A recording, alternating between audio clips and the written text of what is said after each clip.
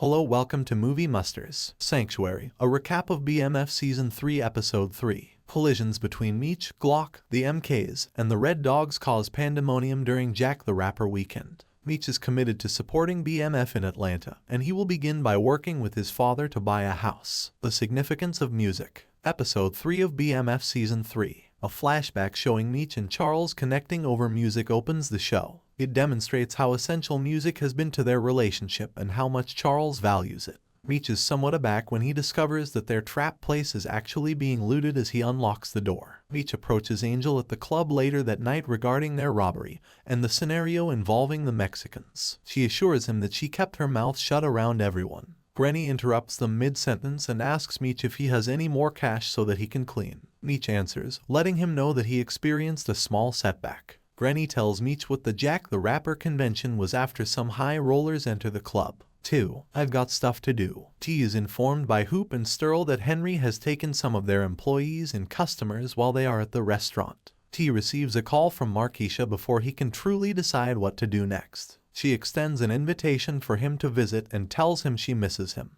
Unexpectedly, T tells her he has work to accomplish and declines her request. 3. Pawned Rolexes. Tina informs the lads that the robbers were most likely Remy's relatives. An irate Stax asks Meech how he plans to put things right, not waiting to conjecture. The crew also wanted to know how they would shift weight following the robbery. Meech informs them that in order to get them new employment, he pawned some of his jewelry. Stax wasn't impressed by the gesture, but everyone else seemed to be. He informed Meech that their running days were over. Meech is told by Duffy that he can live with him while he works things out. But Meech had greater ideas. He desired to purchase a mansion. Duffy informed him that he would need a legitimate signer because the requirements are stringent. T's men in Detroit are chatting to him non-stop. They are whining about a plethora of other issues they were having in addition to the work not being done yet. T manages to keep Diz on board even though about 3 of them leave. He instructs him to maintain his order with Henry and to report back to him once he has further information. Bryant eventually meets Henry in the meantime. She assigns him the task of bringing her a parcel. He says he's falling for her, but she has to make sure the car they steal belongs to the federal government. 4. Greetings from the BMF. Meech takes Charles by plane from Detroit so he can sign the new crib.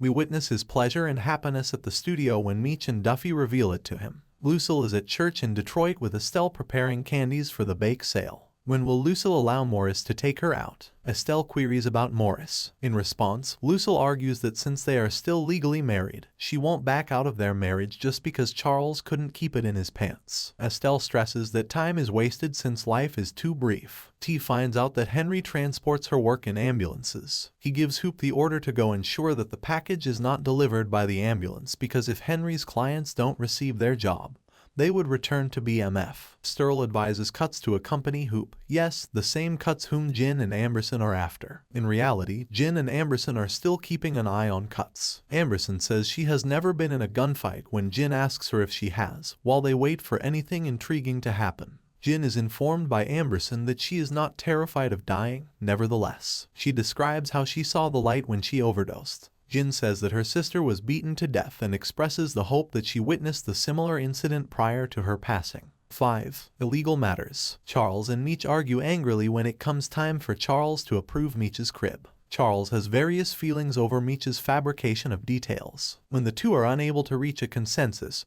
Charles informs his son that he must give it some thought.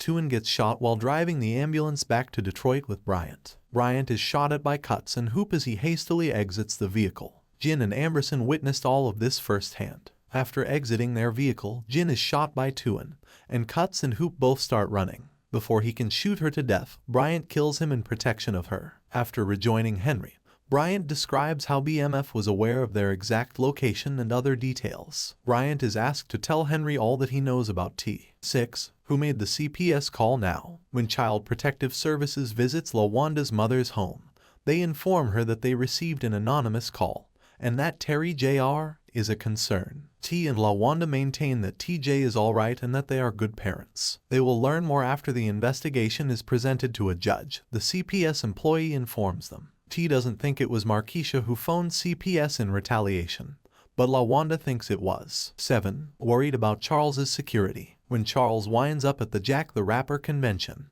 which Pops refers to as family affair. Meech gets a little confused. Meech tells his father that this convention isn't what he's used to, so he should depart. Charles tells Meech that he's matured and remarks cynically that Meech now worries about his welfare. An enigmatic man had been observing their conversation the entire time. T approached Markeisha to find out if she had called CPS. The accusation deeply offended her. She continued by telling him how much she loved him and that she would never harm him in that way. T says he's sorry for accusing her. 8. Pipeline loading to St. Louis. Meech meets St. Louis native Jay Pusha, along with his younger brother who is set to make his professional debut. Back at Jack the Rapper, Meech reportedly handled their party favors at Platinum Palace the evening he saw them enter and spoke with Greenie. They talk about growing and Meech visiting them in St. Louis. 9. Rapper Jack. Lucille listened to Estelle while Meech and Charles were having fun at JTR. Morris bought her a snack they used to have as youngsters during their lovely little date. As their time together draws to a close, Morris presents Lucille a check for her church. Tina informs Meech, back at the convention,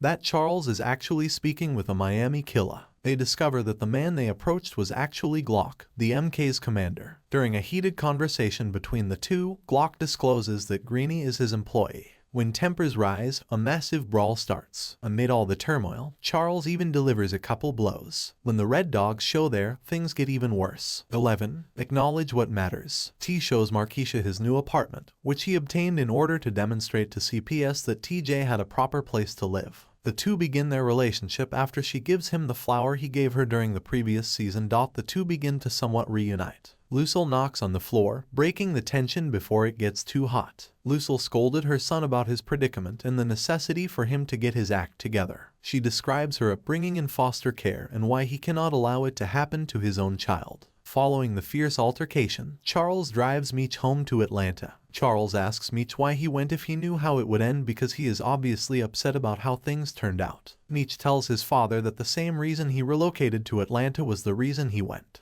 He continues to pursue his goals and demonstrates his ability to be the first Flannery to control their own destiny. He goes on to say that in order for him to be secure while he's there, he needs him to sign for the crib. Meech then makes a promise to look for Charles and Lucille in the same way that Charles cared for his family during his childhood. Tyson is deeply devastated about Tuin's death back in Detroit. Henry swears that anyone involved in Tuin's demise will bear part of the consequences. When Meech pulls Greenie's car out of Atlanta, he's down talking Angel real bad. He is then physically assaulted by Duffy and Meech for betraying and setting them up. As Greenie spits threats at them from the ground, Meech and Angel head out. Angel returns to Meech's crib alongside him, but she tells him that she needs to see Greenie quickly since without him, she is nothing. Meech tells her that a woman's value lies in her heart and head and begs her to reclaim her authority. Charles joyously returns to Detroit after approving Meech's residence. As soon as Lucille informs him of T's CPS status, his happiness is swiftly dashed. It gets worse when he discovers the check that Morris handed Lucille while pulling out a photo of him and Meech in front of the new crib that he intended to show her. Bryant visits Kevin in his juvenile state as the episode comes to a close. Kevin appears to have been beaten, sexually assaulted, or both. Bryant promises his son that he will get him the best attorneys available, but during their whole conversation, a distraught Kevin stays silent. Outside the jail, T runs into Bryant. He makes the ex-cop an offer to collaborate with him, threatening to run him over if he doesn't. Bryant declares he will remain with Henry's squad and declines T's offer. A conflict appears to be starting.